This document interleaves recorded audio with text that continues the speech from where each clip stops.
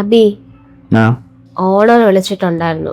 Rent date due ആണെന്നാ പറയുന്നത്. Salary ഇട്ടിട്ട് കൊടുക്കാം, ഓർമ്മയുണ്ട്. കഴിഞ്ഞ മാസവും കൊടുത്തില്ല. പിന്നെ ക്രെഡിറ്റ് കാർഡിന്റെ ഒന്നും മിണ്ടായിരിക്കും. ഒരു കാര്യം തന്നെ വീണ്ടും വീണ്ടും പറയേണ്ട ആവശ്യമില്ല. എനിക്കറിയാം എന്ത് ചെയ്യണമെന്ന്. അല്ലെ തന്നെ എല്ലാ മാസവും ഞാനല്ലേ കൊടുത്തോണ്ടിരിക്കണം. മനുഷ്യന് സമാധാനം തരത്തില്ല.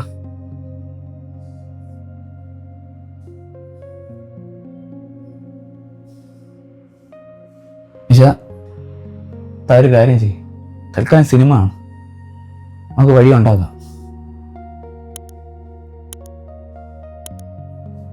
ഇതൊന്ന് കഴിച്ച് താന്ന് കൂടാവിടോ.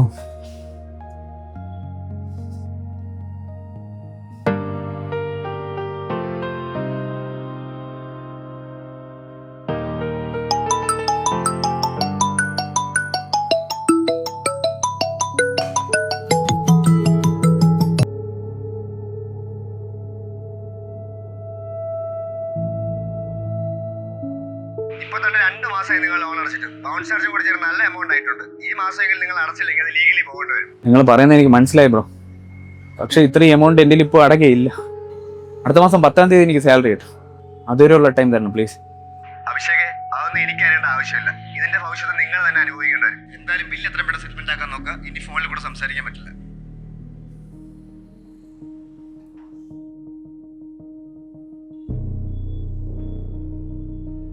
ആരായിരുന്നു അബി ഫോണില്? എന്റെ ഫ്രണ്ട്. SIB ബാങ്കിൽ ഏതാ നിനക്ക് പുതിയ ഫ്രണ്ട്? ഇനി നാട്ടിൽ ഏതെങ്കിലും ബാങ്ക് ഉണ്ടോ ലോൺ എടുത്ത് കൂട്ടാൻ വേണ്ടി?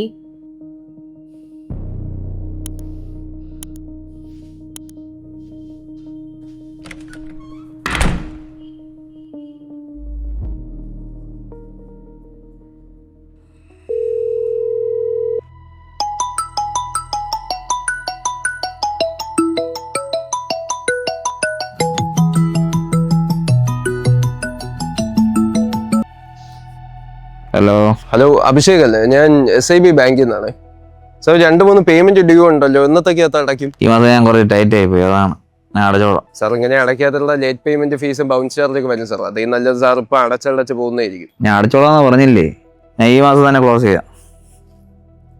ഹലോ ഹലോ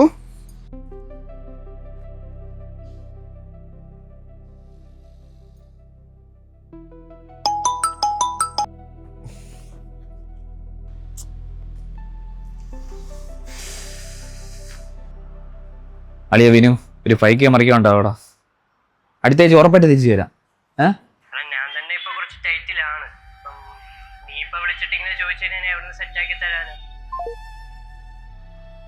രവി, എങ്ങനെയെങ്കിലും 3K എങ്കിലും അറിയാൻ പറ്റുമോ പ്ലീസ്? ചേട്ടാ, എന്റെയിലും ഇല്ല, എനിക്കും ഉണ്ട് EMI ഒക്കെ.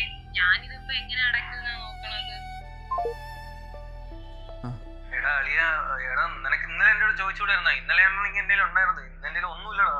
അളിയ, ഞാൻ ഇന്നലെയും കൂടെ നിനക്ക് മെസ്സേജ് ഇട്ടതേ ഉള്ളൂ. നീ അത് റീഡ് ചെയ്യാത്തോണ്ടാണ് ഞാൻ ഇപ്പം വിളിക്കണം.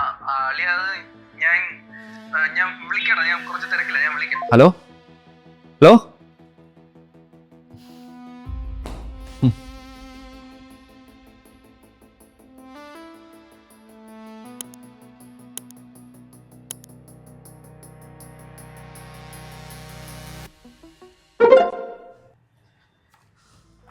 ഒറ്റയടിക്ക് എല്ലാം കൂടെ വാങ്ങിക്കൂട്ടിയുള്ള കടമെല്ലാം വരുത്തി വെച്ചപ്പോ നിനക്കിപ്പോ സമാധാനായോ?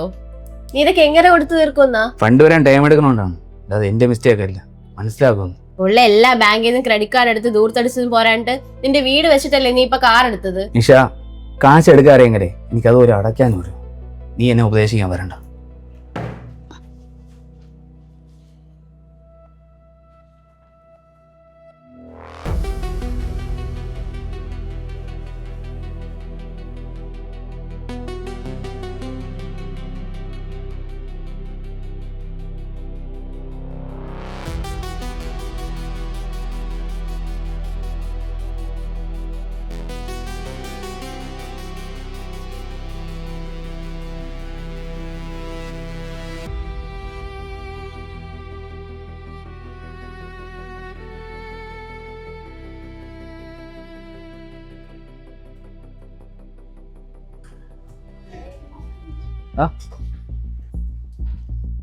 Good morning madam.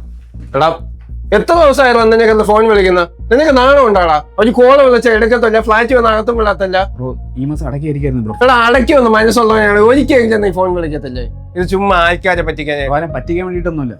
ആശയില്ലാത്തവരൊന്നും പറയല്ലേ. പറയും. ഇതുപോലത്തെ പരിപാടി ഞാൻ ഇനിയും പറയും. അഭിഷേക്, ഇവിടെ നിങ്ങൾ ഒച്ചെടുക്കാൻ പറ്റില്ല. നിങ്ങൾക്ക് എന്തെങ്കിലും സംസാരിച്ച് തീർക്കണമെങ്കിൽ ഓഫീസിന് പുറത്ത്.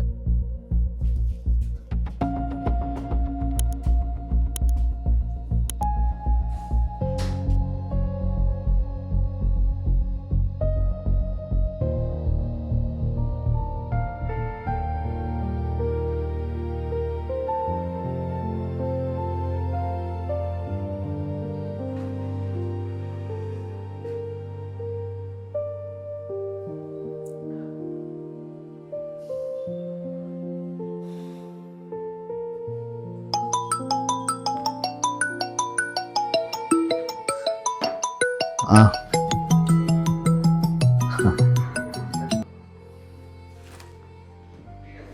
ഹലോ. ഹലോ അബി, ആ നിനക്ക് എന്നോടൊന്ന് സംസാരിക്കില്ലേ? ആ ആ അബി, നിന്റെ ലൈഫിലെ എല്ലാ ഡിസിഷൻസും നീ ഒറ്റയ്ക്കാണ് എടുത്തുകൊണ്ടിരുന്നത്. അതുകൊണ്ട് തന്നെ അതിലെല്ലാം മിക്കതും ഫ്ലോപ്പാണ്. ഇനി നിന്റെ ലൈഫ് തോന്നിയവാസത്തിനാണ് നീ കൊണ്ടുപോകാൻ ഉദ്ദേശിക്കണമെങ്കിൽ ഇപ്പം കൂടെയുള്ള ഞാനും കൂടെ ഉണ്ടായെന്ന് വരില്ല. നീ പറഞ്ഞത് കറക്റ്റാണ്.